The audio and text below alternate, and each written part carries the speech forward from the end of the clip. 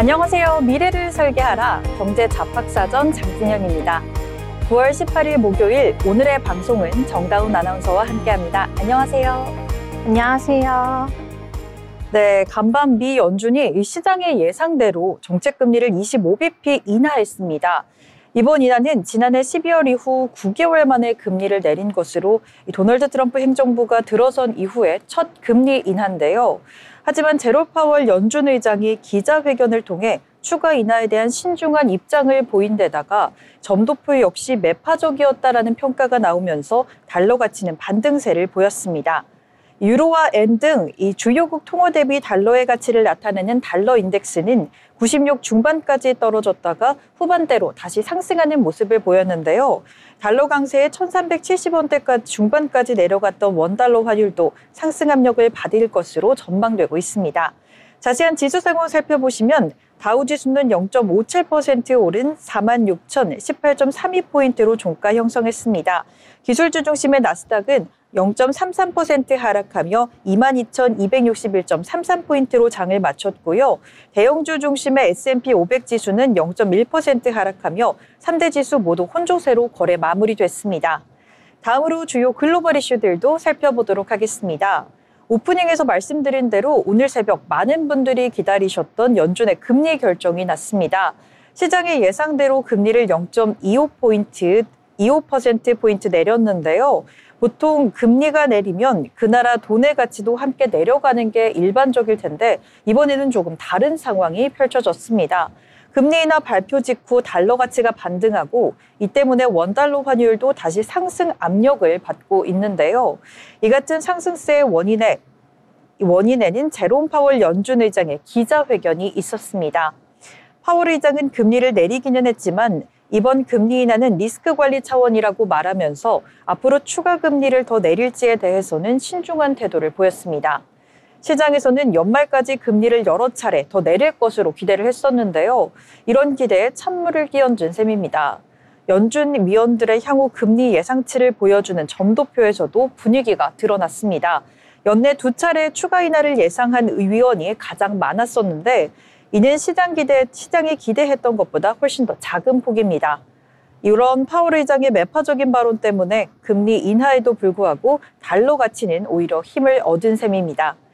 간밤 뉴욕 시장에서 원달러 환율은 1378원대에 거래를 마친 가운데 시장 전문가들은 당분간 달러 강세와 함께 우리 원화도 약세 압력을 받을 것으로 예상하고 있습니다. 파월 의장은 이번 금리 인하를 두고 고용시장과 관련된 위험을 관리하기 위한 조치라고 분명하게 밝혔습니다. 최근 미국의 일자리 증가 속도가 둔화되고 고용에 대한 하방 압력이 위험이 증가하게 되면서 선제적인 대응에 나선 건데요. 실제로 지난 1년간 미국의 월 평균 일자리 증가 수는 2만 9천 명으로 이전보다는 현저히 낮은 수준을 기록했습니다. 실업률 역시 8월에 4.3%로 소폭 상승하며 고용시장이 점점 식어가고 있다는 신호를 나타내고 있습니다. 일각에서는 트럼프 행정부의 관세 정책이 고용 침체를 유발한다는 지적도 있지만 파월 의장은 고용 동향을 설명하는 데에는 이민 정책 변화가 훨씬 더 큰 요인이라고 강조했습니다. 이민 감소로 인해 노동력 공급 자체가 줄어들면서 고용시장의 수요와 공급이 모두 위축되고 있다는 분석입니다. 한편 파월 의장은 이번 금리 인하가 리스크 관리의 차원일 뿐 경기가 크게 나빠진 상황이 아니라는 점도 분명히 했습니다. 한 번에 금리를 대폭 내리는 B컷은 단행할 상황이 아니라고 선을 그었는데 이 때문에 시장은 파월 의장의 발언을 매파적으로 해석하며 향후 금리 인하 속도에 대한 불확실성이 커졌습니다. 연준 위원들 사이에서도 추가 금리 인하를 두고 의견이 엇갈리고 있어 앞으로의 통화 정책 방향을 예측하기가 더욱더 어려워질 것으로 보여집니다.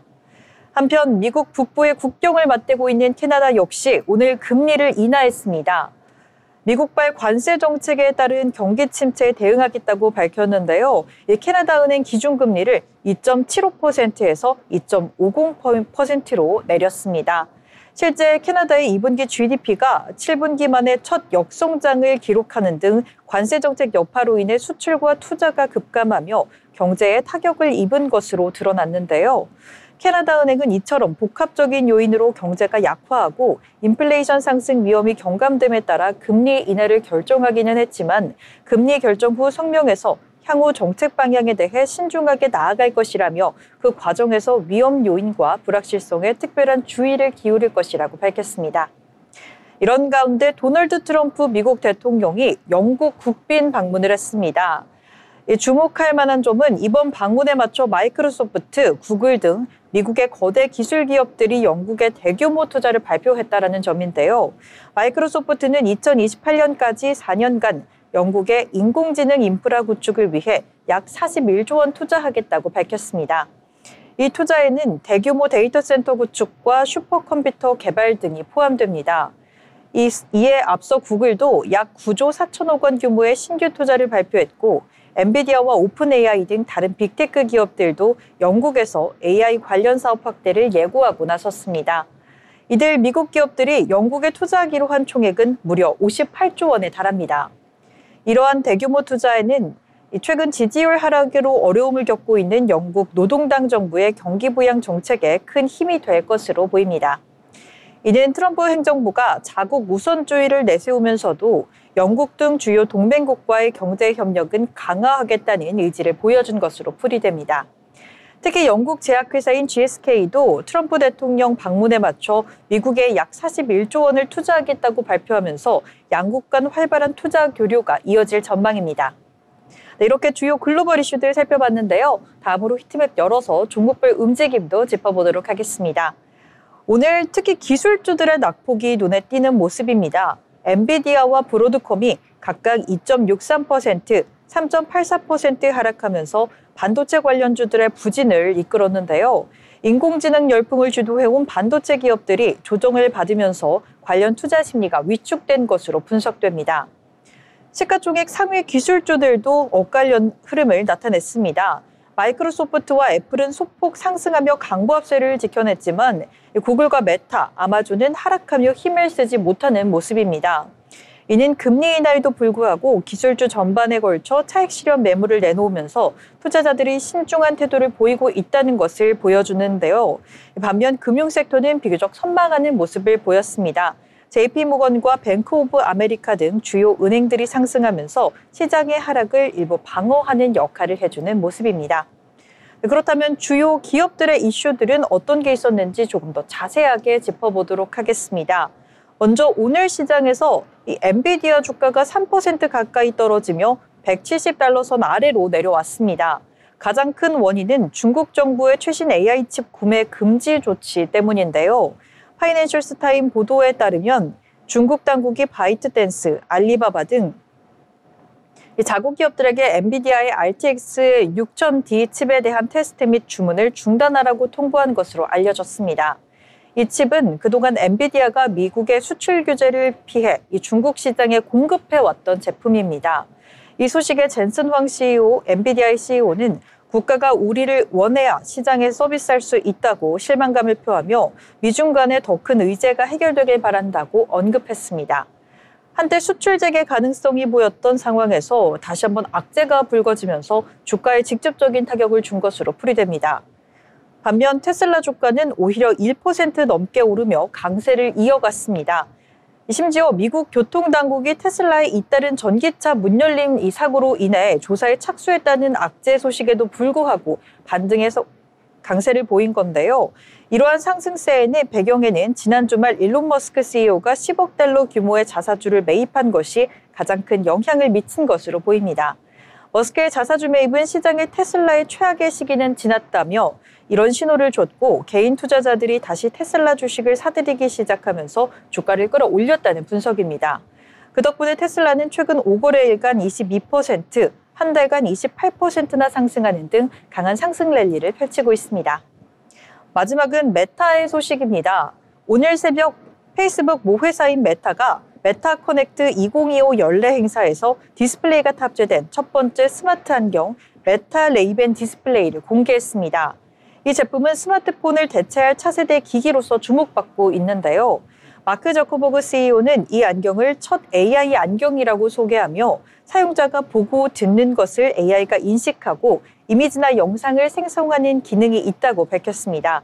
이 스마트 안경은 손목에 착용하는 뉴럴 밴드라는 기기를 통해 이 손가락 움직임으로 제어하는 새로운 방식을 채택했습니다.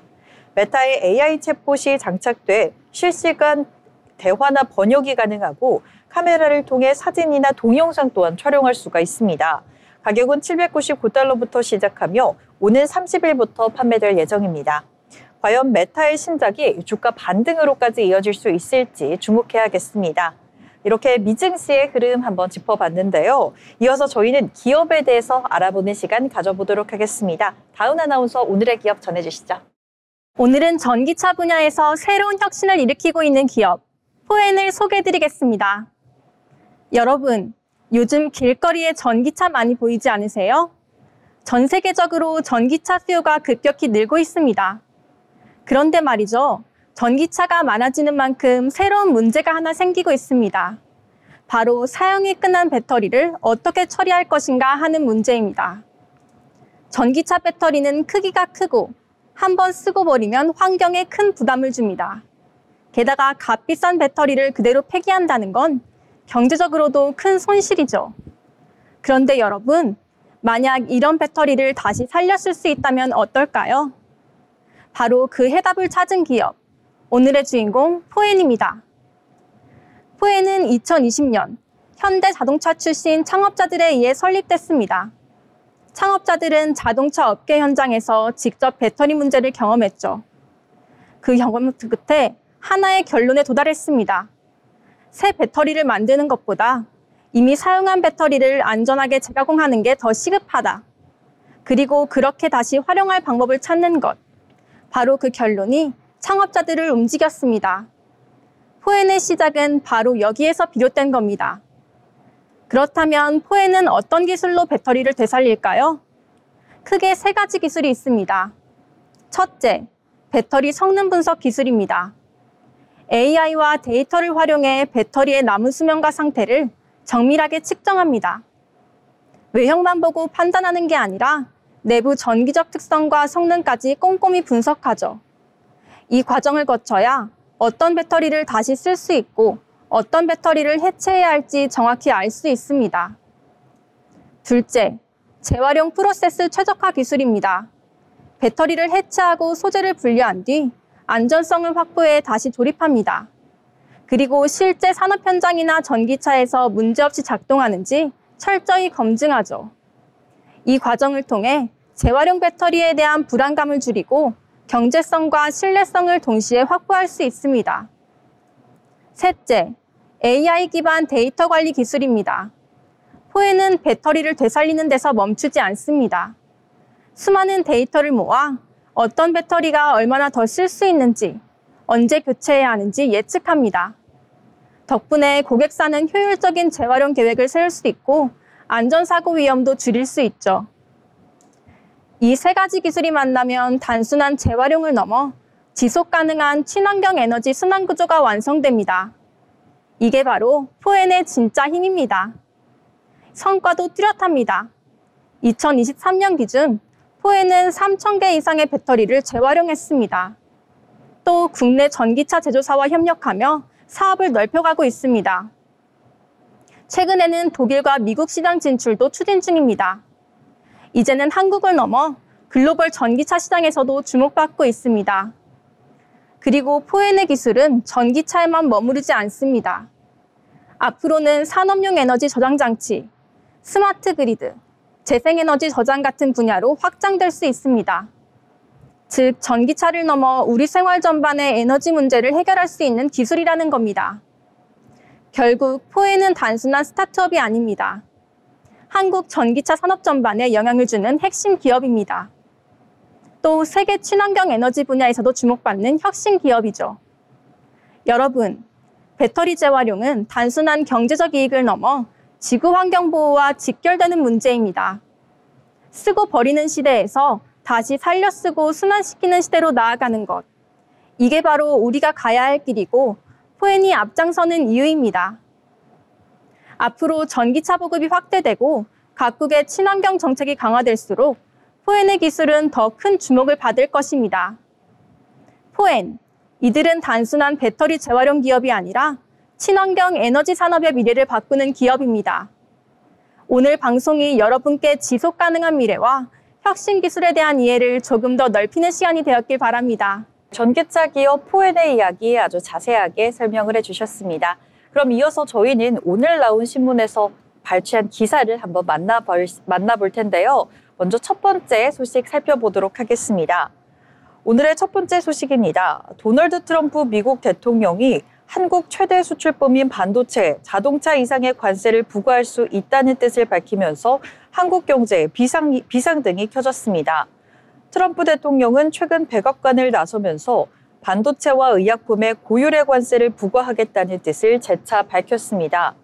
특히 반도체는 수익률이 자동차보다 높으니 더 낼 수 있다라고 언급하면서 100%에 달하는 관세율까지 시사한 바 있습니다. 올 상반기 기준 한국의 대미 반도체 수출액은 약 10조 5천억 원에 달하는데 전문가들은 자동차 수준인 25%의 관세만 부과되더라도 연간 5조 원이 넘는 피해가 생길 수 있다라고 경고하고 있습니다. 이는 지난해 메모리 반도체 불황을 견뎌내고 겨우 턴어라운드에 성공한 삼성전자와 SK하이닉스의 실적에 직격탄이 될 수가 있는데요. 더 큰 문제는 대만을 경유하는 우회 수출 물량입니다. 상반기 기준 대만으로 수출된 반도체 물량은 미국의 3배에 달하는데 트럼프 행정부가 한국뿐 아니라 대만에도 관세를 부과할 경우 우리 기업들이 입는 실질적인 타격은 예상보다 더 클 수 있습니다. 일각에서는 관세 폭탄이 현실화되면 삼성전자 등 우리 기업들이 미국에 대한 대규모 투자 계획을 재조정할 수밖에 없다는 지적이 나오고 있습니다. 다음 소식입니다. 재정 악화와 정치적 불안정성으로 인해 프랑스 경제가 성장 둔화의 늪에 빠지고 있습니다. 프랑스 중앙은행은 내년도 경제 성장률 전망치를 0.9%로 낮추며 프랑스가 2년 연속 0%대 성장을 기록할 수 있다고 경고했는데요. 이는 최근 피치 등 국제신용평가사들이 프랑스의 국제신용등급을 강등한 데 이은 조치라 우려가 더 커지고 있습니다. 프랑스와 빌루르와 드갈로 중앙은행 총재는 현재 프랑스 경제 상황을 기분은 나쁘지만 몸은 아직 버티고 있는 상태라고 비유했는데 실제로 프랑스는 심각한 재정난에도 불구하고 정치권과 국민이 긴축을 거부하면서 재정 중독에 빠졌다는 지적을 받고 있습니다. 이런 가운데 18일에도 프랑스 주요 노조들이 이날을 공동행동의 날로 정하고 긴축 반대 대규모 시위를 나섰습니다. 전국적으로 40만 명이 넘는 인원이 참가할 것으로 예상되면서 교통, 교육과 보건 등 사회 전반에 걸쳐 큰 혼란이 예상되고 있습니다. 특히 국영철도공사의 파업으로 열차 운행률이 절반 수준으로 떨어지는 등 시민들의 불편이 불가피할 전망입니다. 다음 소식 살펴보겠습니다. 국내 상장 기업들이 제3차 상법 개정안 시행을 앞두고 자사주 처분과 유상증자를 통한 자금 확보에 속도를 내고 있습니다. 올해 들어 현재까지 코스피와 코스닥 상장사들의 자사주 처분 공시는 388건으로 5년 내 최고치를 기록했습니다. 기업들이 이 자금, 현금 확보와 신용등급 관리 등을 위해 자사주를 활용하고 있는 건데요. 자금 조달 수단인 유상증자 역시 올해 530건을 기록하면서 사상 최고치를 기록했습니다. 이처럼 기업들이 지금 자금 확보에 적극적으로 나서면서도 한편으로는 주주환원 정책을 확대해야 한다는 정부의 요구 사이에서 고심하고 있는 것으로 보입니다. 업계 관계자는 재무적 부담을 가중시키면서까지 주주환원을 확대하는 것이 기업과 주주 모두에게 달갑지 않은 일이 될 수 있다고 설명했습니다. 미중 간의 반도체 패권 경쟁이 더욱더 심화되고 있는 가운데 중국이 자국 기업들에게 엔비디아 칩 구매를 금지하는 강경책을 내놨습니다. 중국 당국은 최근 바이트댄스, 알리바바 등 자국 주요 기업의 엔비디아가 중국 시장을 겨냥해 설계한 저사양 AI 칩 RTX 6000D의 주문을 전면 중단하라고 통보했는데요. 이는 지난달 고성능 칩인 H20 구매를 제한한 데 이어 엔비디아에 대한 의존도를 낮추고 자국 칩 공급망을 자립시키겠다는 의지를 더욱더 분명히 한 것으로 풀이됩니다. 뿐만 아니라 엔비디아는 중국에서 독점금지법 위반 예비조사 결과까지 발표되면서 악재가 겹친 듯한 모습입니다. 지난 2019년 멜라눅스 인수 당시 중국 시장에 GPU 가속기를 안정적으로 공급하겠다고 약속했지만 이를 어겼다는 이유로 조사를 받아왔는데요. 법 위반이 최종 확정될 경우 2조 원이 넘는 과징금을 부과받을 수도 있다는 전망이 나옵니다. 중국의 한 빅테크 기업의 임원은 이제 모든 기업이 중국 토종 시스템 구축에 매달려야 한다는 메시지가 분명해졌다고 언급하며 글로벌 반도체 시장의 불확실성이 한층 더 커지고 있습니다. 네, 이렇게 뉴스 브리핑 전해드렸습니다. 아울러 본 방송에서 제공하는 정보는 투자 판단을 위한 조언을 할 뿐 해당 종목에 대한 가치의 상승 또는 하락을 보장하고 있지 않습니다.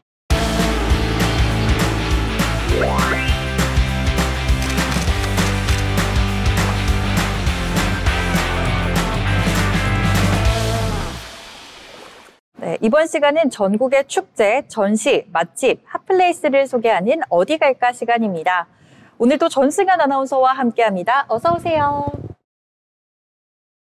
네, 오늘은 어디로 떠나볼까요? 오늘은 듣기만 해도 고소한 향이 솔솔 나는 바로 그곳, 전북 임실로 떠나보려고 합니다. 올해 임실은 치즈축제 2025가 열리는데요. 치즈 고장답게 다양한 체험과 공연, 먹거리가 가득한 축제입니다. 오늘은 여러분께 축제를 눈과 입, 마음까지 풍성하게 즐길 수 있는 하루 코스로 소개해드리겠습니다. 가을 햇살과 치즈향이 가득한 하루, 저와 함께 떠나보실까요? 저도 치즈를 정말 좋아해서 오늘 소개해 주실 때가 참 기대가 많이 되는데요. 이 치즈랑 가을 조합도 너무 좋은 것 같아요. 과연 어떤 매력적인 축제가 펼쳐질지 좀 궁금한데 특히 임실은 우리나라 치즈의 고장으로도 또 유명하잖아요. 그만큼 의미도 특별할 것 같아서 이 부분 조금 더 좀 자세하게 소개해 주실 수 있나요? 네, 올해 임실 N치즈 축제는 10월 8일부터 12일까지 임실 치즈 테마파크 일원에서 열립니다.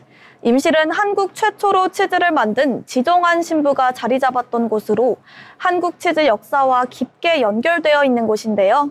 이번 축제는 단순히 먹고 즐기는 자리가 아니라 국내 치즈 산업의 뿌리와 전통을 이어가고 지역 농가와 주민들이 함께 상생하는 의미 있는 행사이기도 합니다. 이번 축제의 슬로건은 치즈에 빠지다 임실에 반하다인데요. 치즈의 풍미를 넘어 임실의 매력을 온전히 느껴보자는 뜻이 담겨 있습니다. 네, 슬로건만 들어도 참 기대가 되는데요. 이 치즈 좋아하시는 분들이라면 놓치기 힘들 것 같습니다. 자, 그럼 구체적으로 어떤 프로그램이 있는 건가요? 네, 이번 축제의 매력은 바로 체험과 먹거리에 있습니다. 먼저 가장 인기 있는 프로그램은 바로 치즈 쭉쭉 늘려 내 치즈 만들기입니다. 현장에서 직접 치즈를 만들어보고 늘어나는 치즈의 쫄깃한 식감을 몸소 체험할 수 있는데요. 아이들에게 특히 인기가 많습니다. 또 임실산 치즈로 만든 국가대표 대형 쌀피자도 눈길을 끕니다. 수많은 사람들이 함께 도우를 펴고 토핑을 얹어 거대한 피자를 완성하는 장면은 축제의 하이라이트라고 할 수 있습니다. 여기에 200kg 숙성 치즈로 즐기는 디저트 퐁듀, 치즈버터 만들기, 치즈 마카롱 등 다양한 체험이 준비돼 있어 남녀노소 누구나 취향에 맞는 프로그램을 선택할 수 있습니다. 네, 사진으로만 봐도 참 배가 고파지는 것 같은데요. 실제로 만들면 더 재밌을 것 같습니다. 맞습니다. 아이들과 함께 오면 체험하면서 배우는 즐거움과 함께 사진으로 남기는 재미도 있습니다. 그리고 치즈 요리 경연대회도 펼쳐집니다. 참가자들이 선보이는 다양한 치즈 요리를 구경하고 시식과 투표에도 참여할 수 있어 방문객이 함께 축제의 재미를 만들어갑니다. 축제장 곳곳에는 치즈 퍼레이드와 포토존도 마련돼 있어 현장의 생생함과 즐거움을 온전히 느낄 수 있습니다. 체험도 직접 즐기고 먹거리도 풍성하다고 하니까 정말 알찬 축제라는 생각이 드는데 그럼 낮에는 또 어떤 즐길거리와 또 체험이 준비되어 있고 저녁에는 또 달라지는 게 있나요? 네, 맞습니다. 여기에 빠질 수 없는 것이 공연과 문화 프로그램입니다. 올해는 특히 가을밤을 화려하게 수놓을 치즈 콘서트가 준비되어 있는데요. 가수 김희재, 전유진, 자전거 탄 풍경 등 세대별로 즐길 수 있는 다양한 라인업이 무대를 채웁니다. 개막 공연과 기획 공연, 그리고 지역 예술인들의 무대까지 더해져 축제의 분위기를 한층 높일 예정입니다. 낮에는 가족 단위 체험과 먹거리를 즐기고 저녁에는 콘서트와 불꽃놀이까지 이어지는데요. 말 그대로 하루 종일 즐길 수 있는 종합 선물 세트 같은 축제라고 할 수 있습니다. 네, 낮과 밤 모두 즐길 거리가 너무 다양해서 심심할 틈이 없을 것 같아요. 가을에 꼭 맞는 낭만적인 축제가 될 것 같습니다. 네, 그럼 방문객이 미리 알아두면 좋을 팁이 있을까요? 네, 또 한 가지 주목할 점은 축제가 열리는 임실 치즈 테마파크와 풍경입니다. 10월이면 테마파크 일대가 가을 국화로 물들어지는데요. 치즈의 고소한 향기와 국화꽃 향이 어우러져 걸어다니기만 해도 행복해지는 분위기를 느낄 수 있습니다. 가족, 연인, 친구 모두와 추억을 남기기 좋은 장소로 손꼽힙니다. 치즈 향이랑 국화 향이 어우러진다는 게 상상이 잘 안 되는데 뭔가 그림 같아서 보기만 해도 참 기분이 좋아지는 사진인 것 같습니다. 네, 실제로 많은 분들이 이 시기에 맞춰 임실을 찾고 있는데요. 이번 축제는 입장료가 무료인데다가 또 임실 방문의 해를 맞아 교통 편의와 안내 서비스를 강화했다고 하니 누구나 부담 없이 즐길 수 있습니다. 만약 방문 계획 있으시다면 홈페이지에서 사전 접수 가능한 프로그램을 확인하고 오시면 더 알차게 즐길 수 있습니다. 네, 좋은 팁 감사합니다. 미리 확인하고 가면 더 알찬 추억을 만들 수가 있을 것 같네요. 네, 가을 햇살 아래 치즈 향기 가득한 임실 앤치즈 축제 2025. 오늘 제가 소개해드린 코스 어떠셨나요? 낮부터 밤까지 치즈의 향과 즐거움이 가득한 하루. 이번 가을 임실에서 행복으로 가득 채워보세요. 네, 정말 치즈 축제의 매력에 푹 빠진 하루였습니다. 지금까지 전승현 아나운서와 함께한 어디 갈까 시간이었습니다.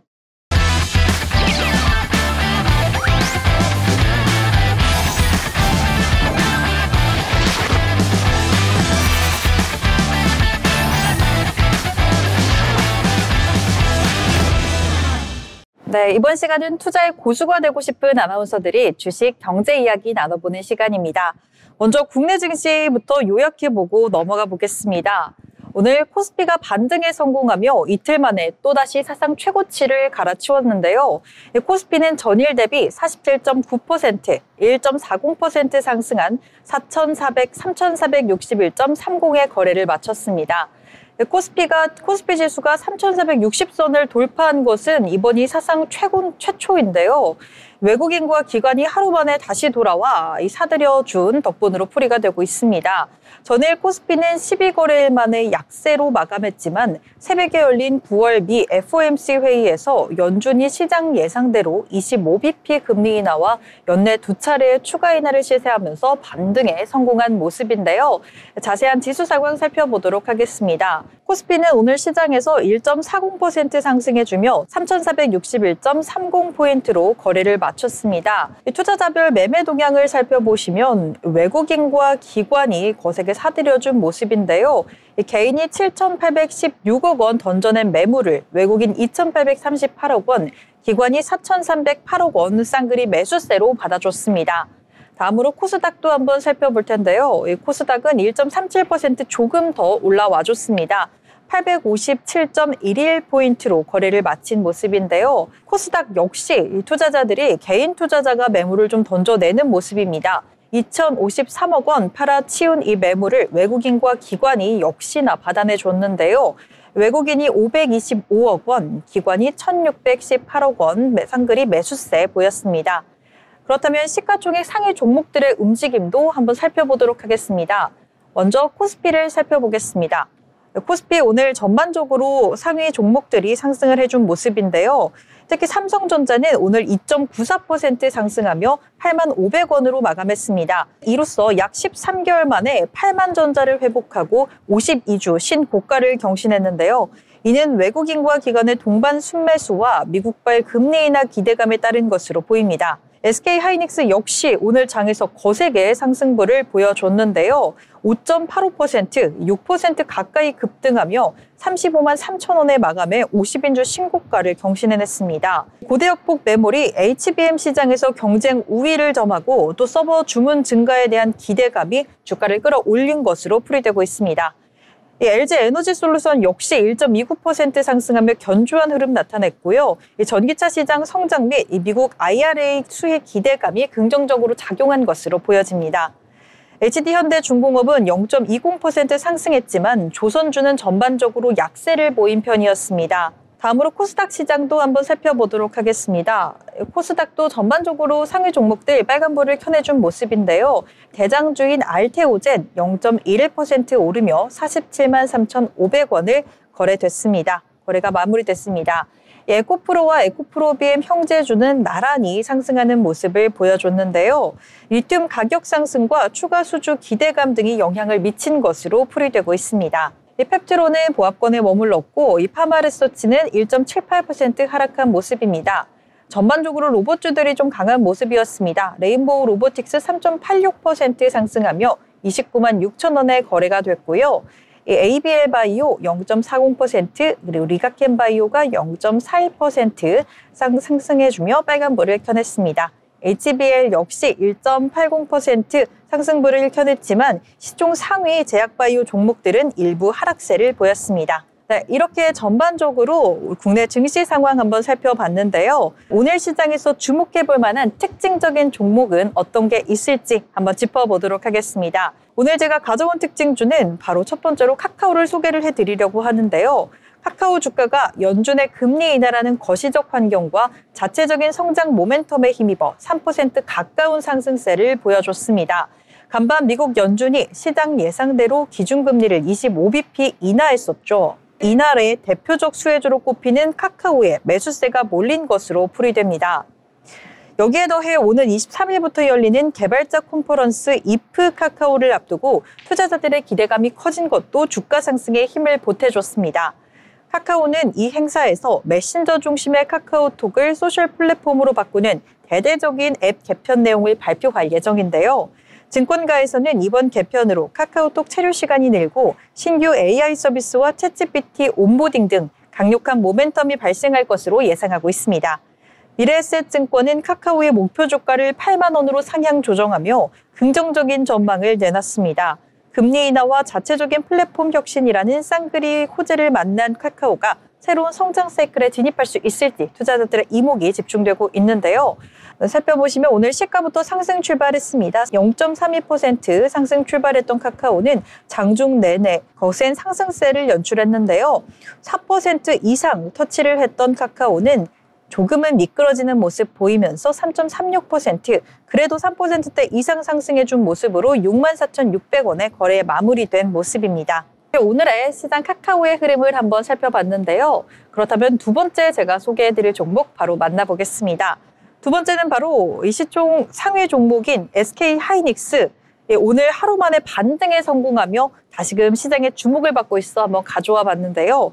어제 차익 실현 매물로 4% 넘게 급락했지만 오늘은 3%대 상승하며 다시 한번 우상향 랠리를 펼치고 있습니다. 미 연준의 기준금리 인하라는 훈풍에 더해 증권가의 긍정적인 전망이 주가를 끌어올린 것으로 분석됩니다.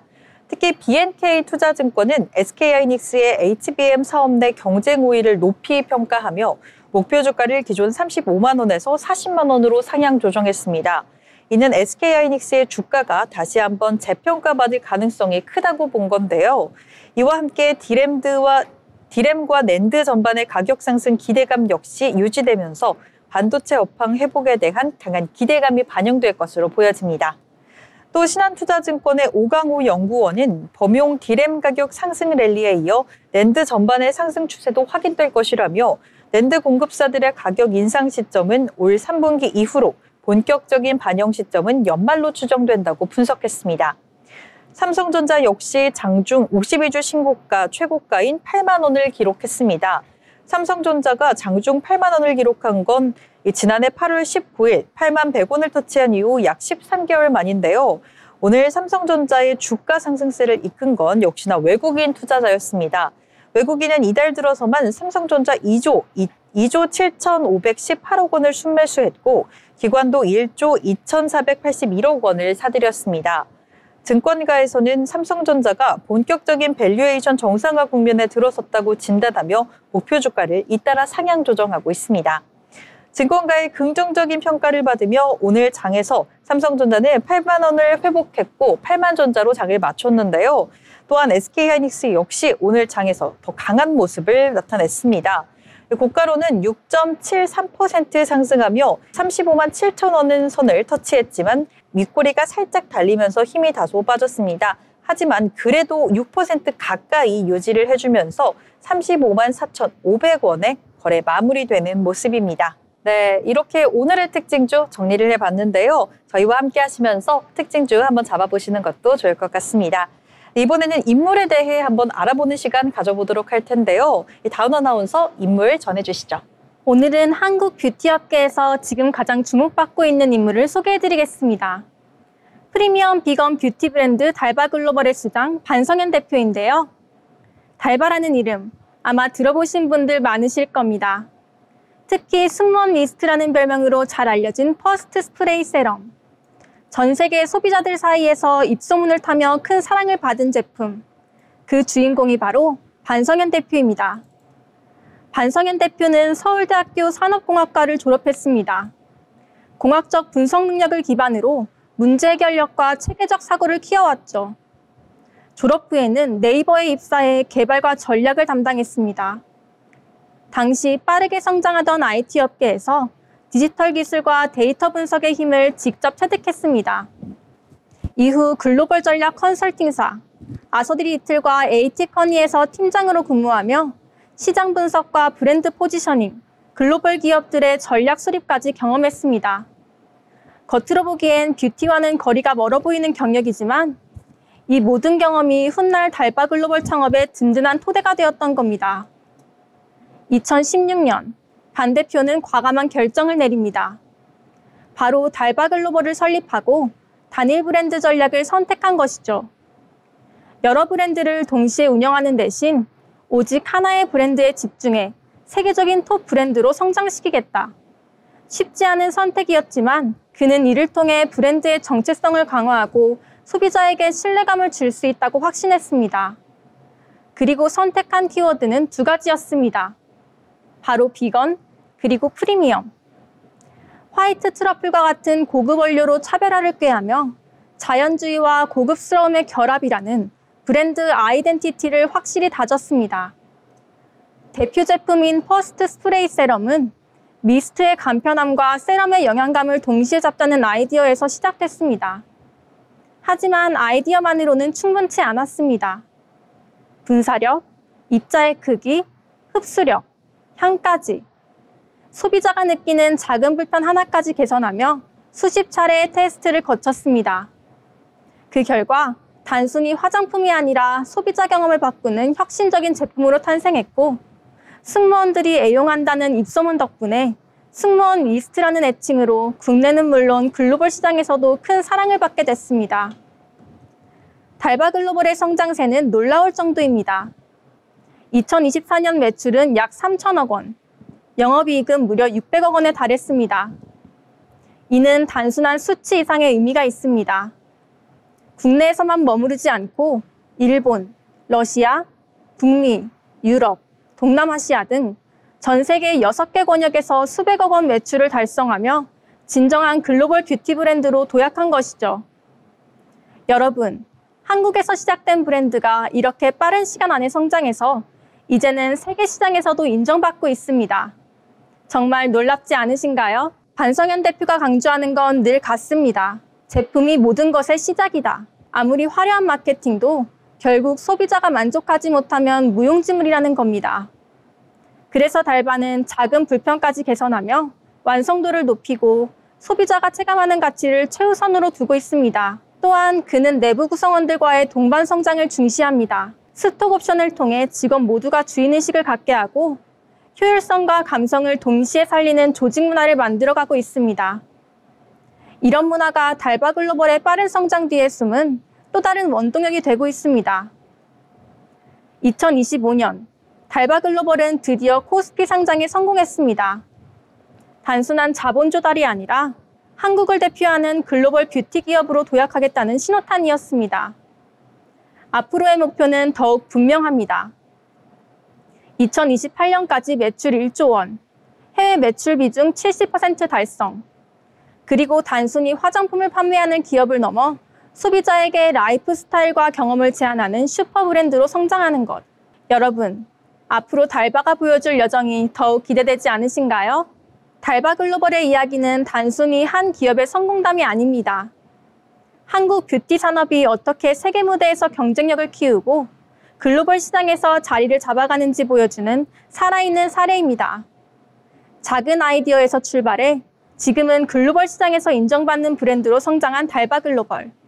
그리고 그 중심에는 늘 소비자와 제품을 최우선에 둔 반성현 대표의 철학과 리더십이 자리하고 있습니다. 앞으로 달바와 반성현 대표가 보여줄 새로운 도전과 혁신, 우리 모두 함께 지켜보면서 응원해야 할 것 같습니다. 오늘은 달바 글로벌 반성현 대표 이야기를 전해드렸습니다. 제가 준비한 소식은 여기까지 전달드리겠습니다. 네, 반성현 대표의 달바 이야기 잘 전해주셨습니다.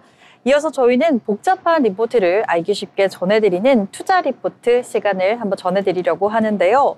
자, 오늘 제가 또 다양한 리포트를 가져와 봤습니다. 오늘 함께 살펴볼 리포트는 하나증권이 발간한 타임테이커스인데요.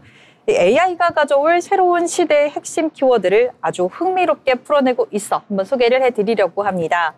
AI가 플랫폼과 게임 산업에 어떤 변화를 가져올지 지금부터 차근차근 짚어보도록 하겠습니다. 먼저 생성형 AI의 수익화 이야기로 한번 시작을 해보겠습니다. 많은 투자자들이 어떤 AI 모델이 승리할까에 집중하지만 정작 돈이 벌리는 곳은 AI가 만든 콘텐츠가 소비되고 있는 플랫폼이라는 점이 흥미로운데요. 올해 오픈AI의 지브리, 구글의 나노바나나 같은 AI 콘텐츠가 폭발적으로 확산하면서 챗GPT와 제미나이의 이용자가 급증했습니다. 하지만 AI 모델을 만든 기업들은 막대한 비용을 썼을 가능성이 높죠. 반대로 이 AI 콘텐츠가 소비된 인스타그램, 틱톡 같은 플랫폼들은 광고 매출이 급증했는데 이는 AI 콘텐츠가 플랫폼의 체류 시간을 늘려주고 있다는 뜻으로도 해석해 볼 수가 있습니다. 또 한 가지, 노동시간 감소라는 역사적 흐름도 눈여겨볼 필요가 있습니다.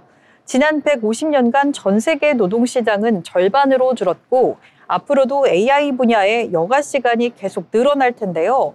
운전과 가사 노동까지 자동화된다면 남는 시간은 결국 콘텐츠 소비로 이어질 가능성이 큽니다. 그리고 마지막으로 UGC 자체가 폭발적으로 성장할 준비가 되어 있다는 점입니다. 글이나 영상, 이미지를 누구나 쉽게 만들 수 있고 AI는 이 진입의 장벽을 더 낮춰줍니다.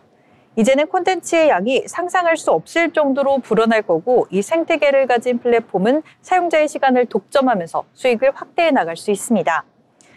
자, 여기까지 AI가 어떻게 시간을 만들어내고 또 돈으로 바꿔낼 수 있는지를 살펴봤는데요. 그렇다면 이렇게 확보된 시간, 어떤 방식으로 플랫폼들이 붙잡아 두고 있을까요? 이제 두 번째 파트, 플랫폼의 전략으로 이어가 보겠습니다. 플랫폼 경쟁의 본질은 바로 체류 시간의 싸움입니다. 팬데믹 때 폭발적으로 늘어났던 사용자 수가 정체되면서 이제는 한 사람당 얼마나 오랫동안 붙잡을 수 있느냐가 성패를 좌우하는데요.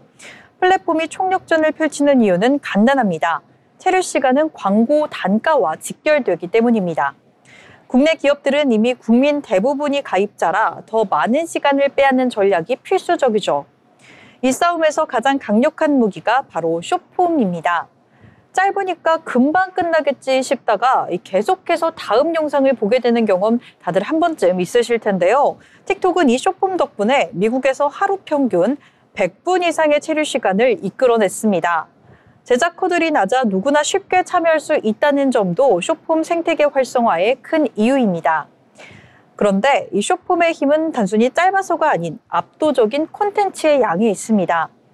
여기에 AI가 등장하며 자막, 편집, 음향 같은 반복 작업을 이 AI가 대신해 주니까 훨씬 더 많은 창작자가 생겨나게 됩니다. 실제로 지금 우리가 접하고 있는 웹 콘텐츠의 90% 이상이 이미 AI를 활용하고 있을 정도라고 하는데요. 그리고 앞으로는 스마트 글래스 같은 디바이스가 또 한 번의 변화를 만들어낼 것으로 내다보고 있습니다. 메타, 구글, 애플 모두 개발에 나섰고 메타의 마크 저커버그는 앞으로 스마트 글래스를 쓰지 않으면 불리해질 수 있다라고까지 언급했는데 이 사용자가 언제 어디서나 플랫폼에 연결되면 체류 시간을 훨씬 더 늘릴 수가 있을 것으로 분석하고 있습니다. 자, 그렇다면 이 구조가 가장 잘 드러나는 곳이 어디일까요? 바로 게임 산업입니다. 이제 세 번째 파트에서 게임이 어떻게 플랫폼으로 변신하고 있는지 살펴보도록 하겠습니다. 게임 시장은 팬데믹 때 급성장을 조정하는 단계지만 장기 성장 추세는 여전히 유효합니다. 특히 게임은 단순히 본인 콘텐츠가 아니라 참여형 콘텐츠라서 몰입도와 체류 시간이 훨씬 더 높은데요. 여기에 UGC가 결합되면 그 잠재력은 배가 될 수 있습니다. 우선 스테디셀러 게임의 지배력이 강화되고 있다는 점인데요. 2024년 플레이 타임 기준으로 전체 게임 시간의 절반 이상이 출시된 지 6년 이상이 넘은 게임에서 나왔습니다. 이 포트나이트, 로블록스 같은 대형 타이틀이 대표적인데 이런 메인 게임들이 점점 플랫폼화되고 있습니다. UGC 모드가 도입되면 게임은 끝없이 새로운 콘텐츠로 확장됩니다. 실제로 로블록스는 올해 8월 동시 접속자 4,257만 명을 기록했는데요. 10대 청소년이 단 3일 만에 개발한 그로우 어 가든이 그 성과를 끌어올린 사례입니다. 이러한 중심에는 커뮤니티가 있었습니다. 커뮤니티는 단순한 소통을 넘어서 경제적 가치를 창출하고 있는 장이 된 건데요. 로블록스는 창작자들에게 수익을 배분하고 쇼폼 기능인 로블록스 모먼츠를 도입해 생태계를 더욱더 단단하게 만들고 있습니다. 또 하나, 인게임 광고 시장도 중요한 축입니다. UGC 기반 게임은 브랜드와 맞춤형 광고를 자연스럽게 녹일 수 있어 새로운 수익원 확보가 가능합니다. 시장 조사에 따르면 인게임 광고는 2029년까지 연 10% 이상 성장할 전망입니다. 이렇게 보니 게임은 단순 오락을 넘어 AI와 UGC, 광고가 결합된 거대 플랫폼으로 진화 중이다라는 점이 눈에 띄는 것 같은데요. 그렇다면 마지막으로 리포트가 짚어낸 주요 기업별 투자 포인트도 살펴보도록 하겠습니다. 먼저 첫 번째는 네이버를 꼽아볼 수가 있겠습니다. 네이버는 국내 최대 UGC 플랫폼으로 지식인, 블로그, 웹툰 등 20년 넘게 쌓아온 콘텐츠 자산이 있습니다. 최근에는 홈피드 개편과 쇼폼 애니메이션 커츠, 글로벌 진출 싱북스 등으로 새로운 생태계를 만들어내고 있습니다. 광고 커머스 매출 확대가 기대되면서 리포트는 투자 의견 매수, 목표 주가 32만 원을 제시했습니다. 다음으로 카카오는 연내 카카오톡을 대대적으로 개편해 첫 번째 탭은 소셜피드, 세 번째 탭은 쇼폼 콘텐츠로 바꿀 예정입니다. AI와의 결합, 특히 웹툰, 웹소설 쇼폼과 헬릭스 쇼츠로 경쟁력을 강화하고 있는데요. 다만 기존 사용자층 특성과 맞물린 리스크도 있습니다. 리포트는 투자 의견 매수, 목표 주가 7만 원을 유지했습니다. 네, 마지막으로 크래프톤의 펍지는 이미 플랫폼으로 진화했습니다. 모바일은 와우 모드, PC는 2026년 신규 모드 업데이트로 본격적인 UGC 확대가 예상되고 있는 상황인데요. 이 트래픽 반등과 함께 장기 성장성이 부각되고 있어 리포트는 강한 비중 확대를 권고하면서 목표 주가를 53만 원으로 제시했습니다. 네, 이렇게 오늘은 AI가 만들어내는 시간의 가치와 이를 붙잡아 돈으로 바꾸는 플랫폼과 게임 산업의 전략, 그리고 주요 기업들의 투자 포인트까지 한번 자세하게 알아봤는데요. AI는 단순히 일을 효율화하는 도구가 아니라 새로운 시간을 만들어내는 기술로서 평가받고 있습니다. 이 시간을 붙잡는 플랫폼과 게임이 앞으로의 승자가 될 가능성이 큰 만큼 저희와 함께 주목해 보시는 것도 좋을 것 같습니다. 네, 지금까지 리포트 함께 살펴봤는데요. 계속해서 저희 방송과 함께 하시면서 투자에 도움이 되는 인사이트 나눠가셨으면 좋겠습니다. 더불어 본 방송에서 제공하는 정보는 투자 판단을 위한 조언을 할 뿐 해당 종목 가치의 상승 또는 하락을 보장하지 않습니다.